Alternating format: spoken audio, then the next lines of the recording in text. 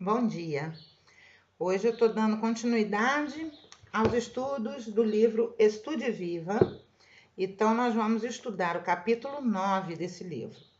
O capítulo 9, ele é baseado no Evangelho segundo o Espiritismo, capítulo 15, item 5, que eu já tinha mais ou menos separado aqui. Hoje eu vou ler, porque ele é pequenininho, então dá para a gente fazer tanto a leitura do Evangelho quanto a do Livro dos Espíritos nesse vídeo e comentar as mensagens de Emmanuel e André Luiz. Para quem não sabe, caiu de paraquedas aqui neste vídeo. O livro Estude Viva, ele é uma compilação de 40 reuniões mediúnicas que aconteceram no Centro Espírita de Chico Xavier, e na época que ele trabalhava com Valdo Vieira, tá? Então, o procedimento era: abria-se o Evangelho, lia-se um ponto, lia-se uma questão do Livro dos Espíritos e debatia-se entre eles, e depois Valdo Vieira psicografava por André Luiz uma mensagem sobre este ponto e Chico Xavier psicografava uma mensagem de Emmanuel. Essas mensagens foram compiladas. Então, nesse livro são 40 capítulos, com 2 mensagens cada uma, são 80 mensagens. E nós estamos fazendo o estudo dele na ordem, é um estudo mesmo, capítulo a capítulo, que você não precisa seguir na ordem, tá? Diferentemente da nossa outra playlist, que é do Principiante Espírita, que deve ser feita na ordem que é dos capítulos, porque um assunto traz o outro. Este aqui não, né? São mensagens que sobrevivem por si só, leituras que podem ser feitas separadamente e que vão ocorrer de acordo com a situação de cada um de nós. Agora, coincidências não existem, né? Eu hoje fiz o Evangelho, está subindo nesse momento, no ponto: não saiba a mão esquerda, vossa mão esquerda, o que faz a vossa mão direita, né? E fazer o bem sem ostentação é o nome do vídeo que está subindo. E então, coincidiu, se é que tem coincidência, de cair em um ponto muito semelhante ao que já foi estudado hoje. Então, é sinal que eu estou precisando muito ouvir isso, tudo que está aqui. E eu espero que, assim, ajudando a mim, eu ajude vocês também. Tá bom? Vamos ao vídeo? Começando, então. O Evangelho, capítulo 15, item 5, diz... É sobre o maior mandamento, tá? Caridade e humildade. Eis, portanto, o único caminho para a salvação. Caridade e humildade é o único caminho para a salvação. Egoísmo e orgulho, o caminho da perdição. Este ensinamento está formulado em termos precisos nas seguintes palavras: amareis a Deus de toda a vossa alma e ao vosso próximo como a vós mesmos. Toda a lei e os profetas estão contidos nesses 2 mandamentos. Jesus, para que não houvesse dúvidas na interpretação do amor a Deus e ao próximo, ainda acrescentou: e eis o 2º mandamento, que é semelhante ao primeiro, isto é, não se pode verdadeiramente amar a Deus sem amar ao próximo, nem amar ao próximo sem amar a Deus. Portanto, tudo que se faz contra o próximo é o mesmo que fazê-lo contra Deus. Não podendo amar a Deus sem praticar a caridade para com o próximo, todos os deveres do homem se encontram resumidos neste ensinamento moral. Fora da caridade não há salvação. Então, quem costuma me assistir sabe que eu tenho uma certa vírgula aí com essa palavra caridade, né? Eu prefiro sempre a palavra solidariedade, fraternidade, porque dá uma horizontalidade ao tipo de gesto que é esperado de nós, né?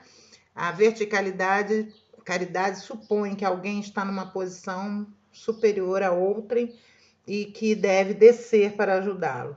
Já a fraternidade e a solidariedade dão um sentido de igualdade em que neste momento eu estou num patamar em que eu tenho mais alguma coisa que eu possa oferecer para quem tem menos, sem que esse que tem menos não tenha nada que possa me oferecer, né? Estamos os dois nos mesmos planos de evolução na Terra, né? Planeta de provas e expiações. Se um de nós fosse superior ao outro, um estaria num planeta superior e não neste, não é isso?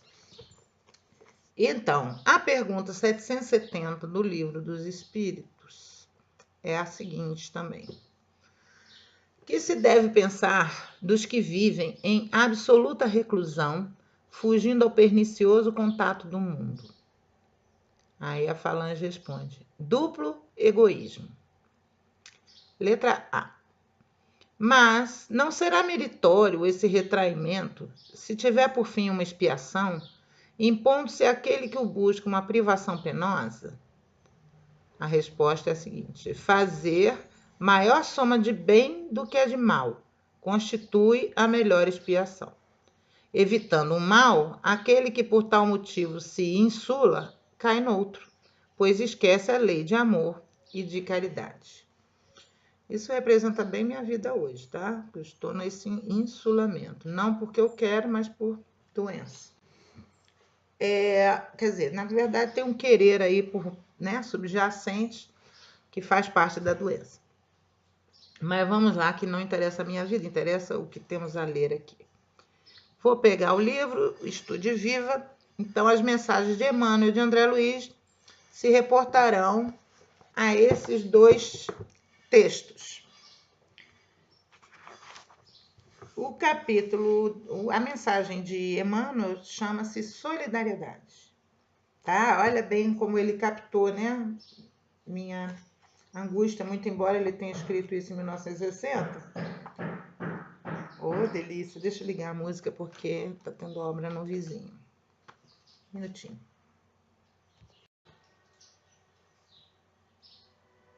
Pronto. Vou ter uma musiquinha aqui, um adágio de leve, né? Vamos ver se abafa. Solidariedade. Não exijas inconsequentemente que os outros te deem isso ou aquilo, como se o amor fosse artigo de obrigação. Muitos falam de justiça social nas organizações terrestres, centralizando interesse e visão exclusivamente em si próprios. Qual se os outros não fossem gente viva, com aspirações e lutas, alegrias e dores iguais às nossas? Esse primeiro pedacinho da mensagem, né, que ele, inclusive, eu vou mostrar aqui, ó, ele separa, tá vendo? Ele bota um asterisco para separar esse introito. É uma grande crítica aqui às pessoas que fazem da justiça social um slogan, né, para interesses políticos, interesses pessoais, interesses privados, e na verdade estão nem aí para o que significa a justiça, a verdadeira justiça social, né? Geralmente são pessoas abastadas e que não olham para o próximo em situações nenhuma. A mais das vezes não sabem organizar sua própria vida e querem organizar o mundo, tá? A justiça social é a coisa mais bela porque pode lutar uma sociedade. E ela denota o grau de solidariedade existente na sua população, né? E a gente vê essa hipocrisia muito claramente aqui na nossa sociedade brasileira, em que, desde que não tirem os meus privilégios, eu quero saúde e educação, mas eu não quero, por exemplo, que aquele pobre esteja no mesmo banco de faculdade que eu, ou no avião comigo, ou, né, usufruindo de artigos, né, entre aspas, de luxo como eu, né? Eu não quero pagar direitos ao trabalhador, né? Então, isso parece um discurso comunista, não sei o quê. Não, eu estou falando no real cristianismo, né? O lucro do patrão é uma coisa legítima quando o quê? Quando ele fornece emprego digno para que as pessoas possam sobreviver do seu trabalho. Quando ele explora por explorar somente para ter lucro, já não é tão legítimo assim. Isso aos olhos cristãos, não é aos olhos políticos, não. Nós estamos falando aqui de um patamar acima da política. Não estamos defendendo bandeiras aqui partidárias, né? De pessoas que só querem realmente se eleger, continuar a sua vida num discurso, mas com a prática completamente incoerente com esse discurso, tá? E isso atinge não só os políticos, atinge a maior parte da sociedade. Nós estamos vendo isso hoje, em que pobres criticam pobres, né? Em que negros votam em racistas, em que mulheres votam em machistas, né? Em que supostos cristãos votam em quem prega a morte, em quem prega o assassinato, e não a virar a outra face, não o perdão 70 vezes 7. Então, são essas contradições. Em 1960, Emmanuel já apontava isso. Como entender aqueles que nos compartilham a estrada, sem largarmos a carapuça das vantagens pessoais, a fim de penetrar-lhes o coração? Tá, olha bem, né? Como é que você vai entender o problema do outro se você não se larga daquilo que você está agarrado, né? Efetivamente, não possuímos fortuna capaz de suprimir-lhes todos os problemas de ordem material. E nem as leis do universo conferem a alguém o poder de atravessar por nós o dédalo das provas de que somos carecedores. Ou seja, em momento nenhum o cristianismo diz para você tirar a cruz dos ombros da pessoa, né? Mas simplesmente ajudá-lo. Não te dá nem condições para isso. Não está nas nossas mãos tirar a prova pela qual o outro tem que passar. Só que nós não sabemos aqui, enquanto estamos aqui, a extensão dessa prova, por quanto tempo esta pessoa tem que passar por essa prova. E se não é nossa tarefa e até uma prova ou uma missão que nós pedimos, auxiliar aquela pessoa a ultrapassar aquela prova. Então, não pode ser utilizado isso. Não vou ajudar porque faz parte do karma dela. Não. Você pode auxiliar, ajudar. O que você não pode é viver o problema pela pessoa, nem retirar dela a responsabilidade. Entretanto, nós podemos sempre empregar verbo e atitude, olhos e ouvidos, pés e mãos, de maneira constante na obra do entendimento. Então, aqui significa o quê? Nem só de dinheiro consiste a suposta caridade, e sim na solidariedade, né? A solidariedade de você empregar a sua palavra, às vezes, em vez de criticar, fazer algo com a sua palavra que incentive uma pessoa. Ao invés de criticar, calar. Faz uma prece, né? Com os olhos e os ouvidos. Os olhos, às vezes, você percebe alguma coisa, finge que não vê. Sim, tem certas coisas que é melhor você fingir que não vê do que apontar, fingir que não ouviu. Relevar do que guardar uma mágoa, né? Pés e mãos. Às vezes uma pessoa não pode se levantar e ir buscar um copo d'água. O que custa você ir lá, colocar um copo d'água e trazer para essa pessoa? Ou abrir um vasilhame que a pessoa está com problema de carpo e não pode, né? Pés e mãos, carregar uma pilha. Lá no meu trabalho, lá no fórum, era uma caridade. Quando um estagiário a gente pedia, ele carregava uma pilha com problema de coluna, né? Carregar uma pilha de processo que era pesada, e aquilo carregando várias por dia, fazendo o esforço de puxar de uma prateleira. Isso era um cansaço físico para pessoas com mais idade, como eu, com um problema de coluna, que era uma verdadeira caridade quando vinha um outro colega e puxava isso pela gente, e carregava pela gente. Então, são coisas que não nos custam fazer, são gentilezas que são verdadeiros atos de caridade. Inicia-te no apostolado da confraternização, meditando nas dificuldades aparentemente insignificantes de cada um. Se nutres o desejo de auxiliar. Então, observa sim, medita, se coloca no lugar da pessoa, né? Pense se essa pessoa tem condição de ir até ali, se ela não tem, se você vai perceber uma dificuldade, se ofereça para ajudar, né? Não reclames contra o verdureiro. Olha bem, agora ele vem dar exemplos práticos. Não reclames contra o verdureiro que não te reservou o melhor quinhão, atarantado qual se encontra no serviço desde os primeiros minutos do amanhecer. Endereça um pensamento de simpatia para a lavadeira, cujos olhos cansados não te viram a nódoa numa roupa. Considera o funcionário que te serve, apressado ou inseguro, por alguém de ideia presa a tribulações no recinto doméstico. Aceita o amigo que não te pode atender numa solicitação como sendo uma criatura algemada a outros compromissos que você desconhece. Escuta os companheiros de ânimo triste, como quem sabe, também suscetível de adoecer e desanimar-se.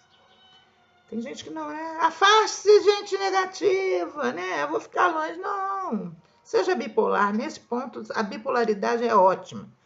Por quê? Porque sem o negativo e o positivo não há luz. Então, se tem uma pessoa negativa ao seu lado, reclamando de tudo, é para você exercitar a sua caridade também, de ouvir e de falar. Fale positivamente, tente ajudá-la a mudar essa vibração. Interpreta o colega irritado como um enfermo a te rogar medicamentos de tolerância.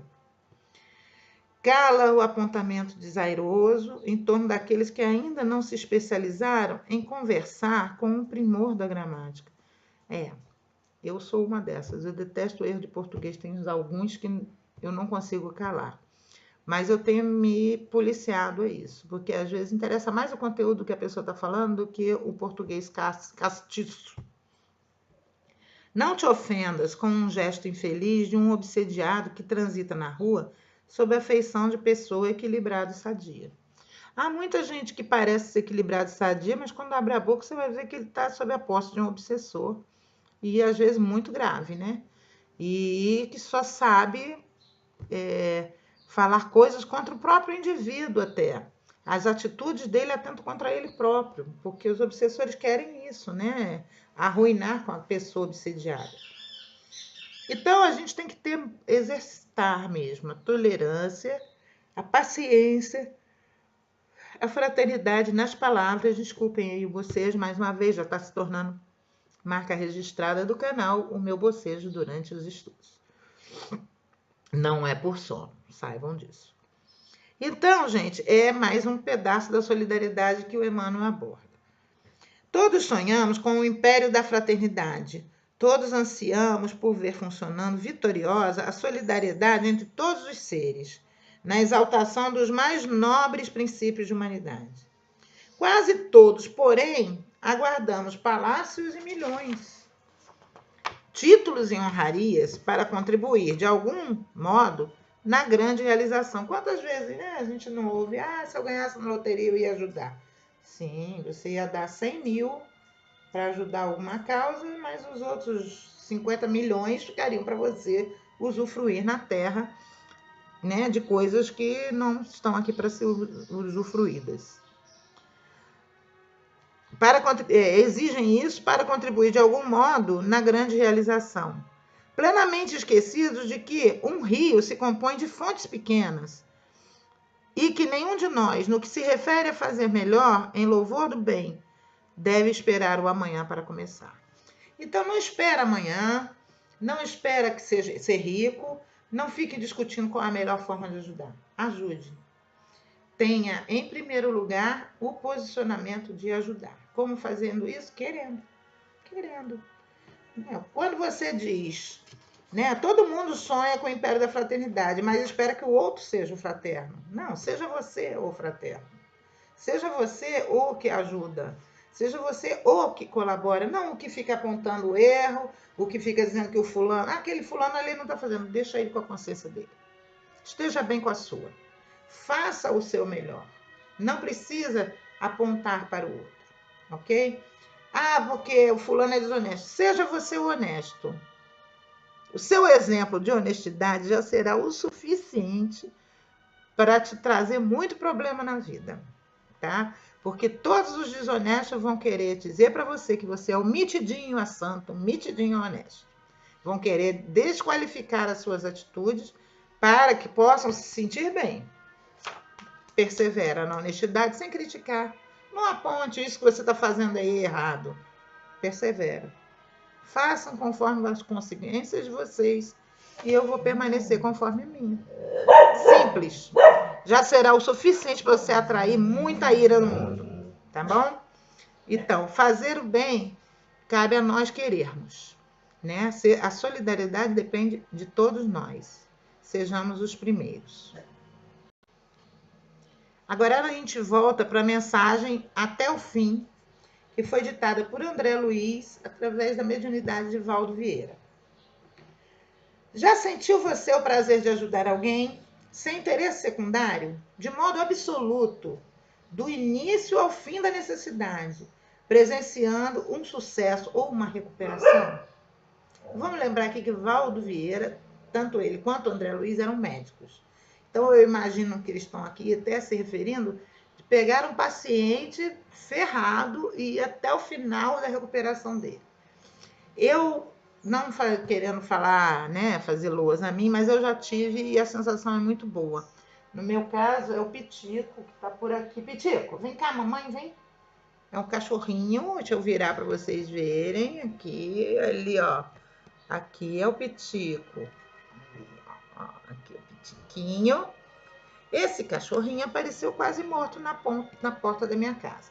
Então eu tive a felicidade de pegar esse cachorrinho, cuidar e tudo. E hoje é o meu grudinho.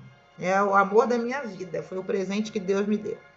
É muito prazeroso você ter essa oportunidade de contribuir na vida. E você pegar uma planta que está lá arrancada, maltratada, seca, e você cuidar dela para que ela se regenere. Entendeu? Então, é muito prazeroso esse tipo de processo. E aí ele vai dar exemplo. Por exemplo, encontrar um enfermo sem possibilidade de tratamento, endereçado ao fracasso, e providenciar uma melhoria, simplesmente na troca da satisfação de vê-lo restituído às oportunidades de existência. Aqui ele está falando da medicina, completamente da medicina ou do enfermo espiritual, né? Ressuma desse fato bem-estar sem paralelo em qualquer outra ação humana, por exprimir-se em regozijo íntimo inviolável. Então, é um bem-estar realmente muito grande, tá? E não é à toa que é dessa forma. Isso é para estimular-nos a sermos empáticos e caridosos. Você já pensou nos resultados incalculáveis de se proteger uma criança impelida ao abandono? Desde as primeiras iniciações da vida até a obtenção de um título profissional que lhes otorgue liberdade e respeito a si mesma sem intuito de cobrança? Ou seja, você pega uma criança, você não precisa adotar essa criança. Você vai ver que aquela criança talvez seja abandonada porque os pais não querem, não tem condição de cuidar. Então, você se compromete com aqueles pais de você propiciar àquela criança tudo que ela precise até que ela consiga uma formação profissional. Claro que se você puder, né? Se você não pode fazer isso, bancar profissionalmente, mas pelo menos cuidar apadrinhá-la moralmente. Cuidar da educação moral das pessoas. Dar aulas a ela não custa nada você passar o seu conhecimento para uma criança, né? Ensinar o que você aprendeu. Dar uma aula de inglês, dar uma aula de matemática, de português, né? Ensiná-la coisas morais da vida também. Você já pensou, isso aqui eu já falei, já refletiu na importância inavaliável de um serviço sacrificial sustentado em benefício de outrem, do princípio ao remate, sem pedir ou esperar a admiração de quem quer que seja? Ser feito isso silenciosamente. Eu quero pegar isso, fazer, ajudar essa pessoa até o final, sem que ninguém saiba, sem eu precisar dizer nada para ninguém. Já pensou nisso? Só aqueles que já passaram por essas realizações conseguem julgar a pureza da euforia e a originalidade da emoção que nos dominam, ao cumprirmos integralmente os deveres assistenciais do começo até o acabamento, sem a mínima ideia de compensação. Ou seja, esse ajudar tem que ser incondicional. Procure ajudar as pessoas que não possam retribuir. É a melhor forma de você exercitar essa parte sua. E não dizer a ninguém, tá? Sem botar medalhinha no peito. Ocasiões não faltam. Ombreamos diariamente com multidões de doentes, desabrigados, famintos, nus, obsessos e desorientados. Gente, eu vejo tanta gente fazer isso. Olha, o prazer dessas protetoras de pegar um animal completamente abandonado, doente. Eu vi recentemente o caso da Nina, que foi uma cadelinha, é uma SRD Poodle. Foi abandonada pela família na rua, bichinha perdida. Eu vi vários pedidos de socorro para essa cadelinha. Até que um dia uma senhora pediu socorro que ela teria sido atropelada. Aí uma colega nossa, uma protetora, pegou o carro e foi lá, buscou a cadelinha atropelada, levou para uma clínica veterinária, sem alarde. Chegou lá, a cachorrinha ficou internada e foi operada.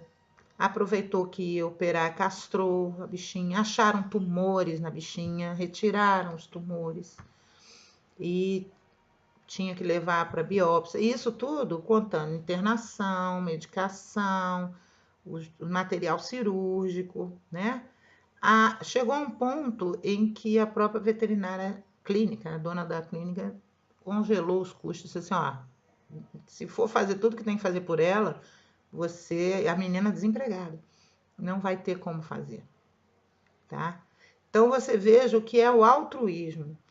Uma ação de ajudar um cachorrinho levou todo um serviço de vários veterinários, de enfermeiros da veterinária também, no cuidado dessa cachorrinha. Essa cachorrinha hoje está para adoção e foi feita uma corrente, uma verdadeira corrente do bem, né? Que se contou com o serviço dos melhores profissionais de Cabo Frio, dessa profissional desempregada. Essa cachorrinha, inclusive até hoje eu postei no meu Facebook também um pedido de adoção para ela, adoção responsável, que essa menininha precisa de um lar de amor, né? Já teve abandono e sofrimento suficiente para uma existência. Então você veja que existe uma corrente do bem e de satisfação, né? Quando eu vejo situações dessas, eu digo, ainda tem, né, futuro essa humanidade. Ocasiões não faltam, tá? Você pode até mesmo escolher a empreitada que pretenda chamar a si. Você pode escolher. Eu vou para asilo de idosos, eu vou para orfanatos, eu vou para, né, enfermarias em que tem doentes lá sozinhos, abandonados, eu vou em lar de cegos, eu vou em presídios, ou eu vou para as favelas, ou eu vou para os lixões, ou eu vou para onde tem, o que mais tem nessa terra é lugar de sofrimento, né? Há um encanto particular em sermos protagonistas ou colaboradores efetivos das vitórias do próximo. É um bem-estar que é muito gostoso, gente. Em muitas ocasiões, não há melhor estimulante para a vida e para o trabalho do que essa sensação de você ter sido útil, de você ter feito a sua parte. Para legiões de criaturas, essa obra de benemerência completa e oculta é a fórmula para restaurarem a confiança em Deus, cujas leis de amor funcionam pela marca do anonimato em bases impessoais. Para muita gente descrente, como eu já estive, quando você vê, como eu acabei de narrar aqui, um caso desse da Lilian que salvou essa cadelinha, para quem está descrente na humanidade, você olha ali e diz assim, não, tem esperança sim. Eu posso continuar sendo também uma pessoa melhor, porque não serei vista como um ET nesse mundo, nem serei perseguida por isso. É só eu procurar que eu vou achar pessoas que querem, como eu, realmente tornar esse mundo melhor, mais justo, mais honesto. Nessas empresas do bem, por dedicação ao bem, almas inúmeras encontram a cura de males, o esquecimento de sombras, a significação da utilidade pessoal e a equação ideal do contentamento de viver.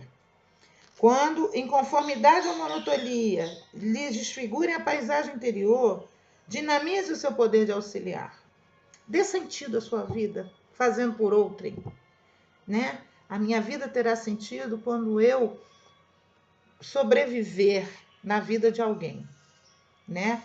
Ainda que eu não acredite em vida após a morte, que eu seja um materialista completo, eu serei eternizado naquilo que eu fizer pelo outro. E aí nós temos as grandes lições de Teresa de Calcutá. Ela é eterna na vida dos outros, das pessoas a quem ela deu pão. Essas pessoas irão falar dela e eternizá-la para sempre.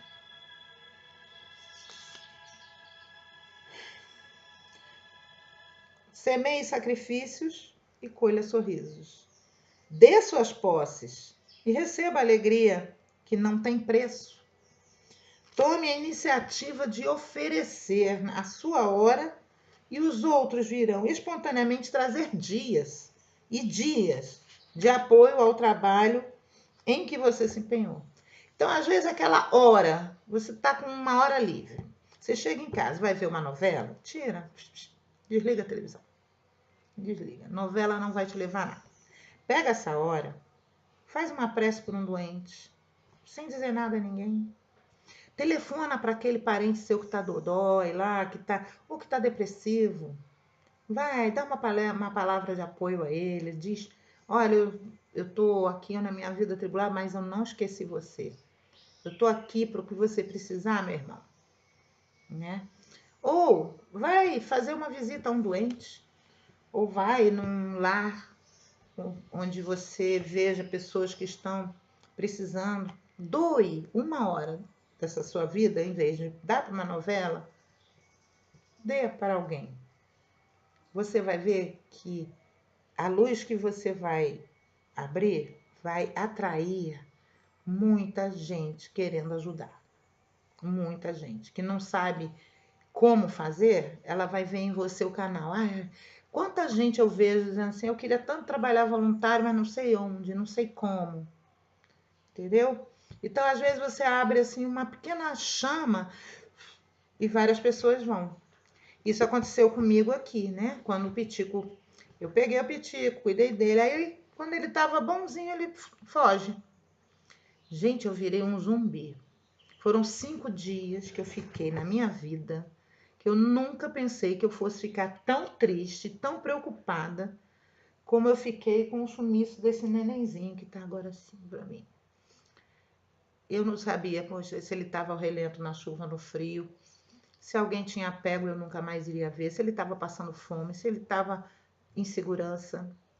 Tudo isso passava na minha cabeça e de manhã eu acordava de madrugada e ia para a rua procurar por ele, chamar por ele. Eu pegava as minhas cachorras, botava para farejar. Aí eu tive ajuda de algumas pessoas especializadas na proteção animal aqui em Cabo Frio. Foi assim.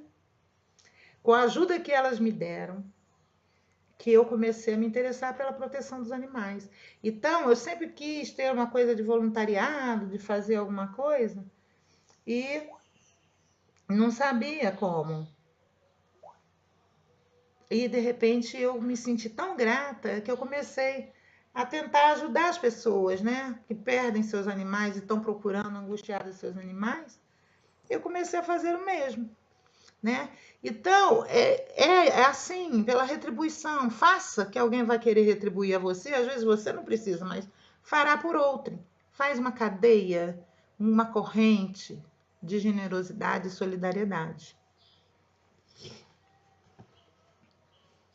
Tome a iniciativa de oferecer a sua hora e outros virão espontaneamente trazer dias e dias de apoio a um trabalho que você se empenhou.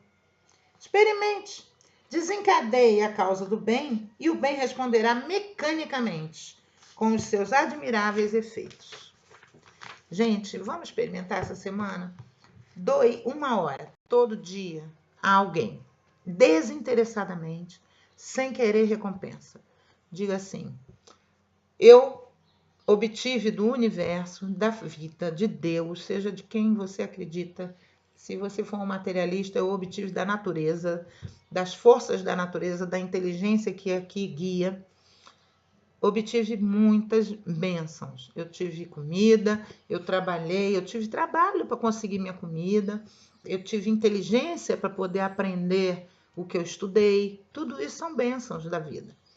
E doe uma hora.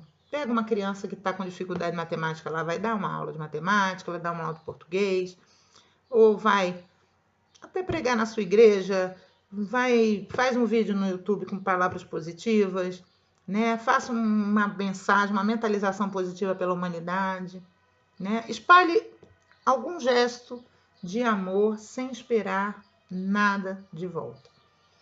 E você vai ver que esse seu gesto vai fazer diferença, porque ele vai abrir e atrair outras pessoas que com ele se identificarão. E quem sabe, né? Não vamos esquecer, por exemplo, Cazuza, né? Cazuza, quando descobriu, né, que tinha o HIV, ele sentiu uma urgência de trabalhar e de fazer letras mais direcionadas à nossa situação de vida. E essa pequeno facho, né, das letras de música que Cazuza quis fazer antes de falecer, deixar a sua mensagem, deixar o seu recado, ele, ao falecer, ele acende na mãe dele uma grande chama luminosa. E ela funda a Sociedade Viva Cazuza, que se dedica inicialmente era dedicada aos próprios portadores de HIV, depois aos filhos, né, que nasciam já contaminados com HIV, porque os pais faleciam e transmitiam, né, as mães grávidas transmitiam aos seus bebês o HIV. E hoje é uma obra imensa. E assim são várias outras obras que começam pequenininhas e se tornam imensas. A Mansão do Caminho, do Divaldo Franco, é outra. Tá? Vamos nos inspirar sobre isso? O mundo está precisando de luz. Vamos ser essas pequenas chamas?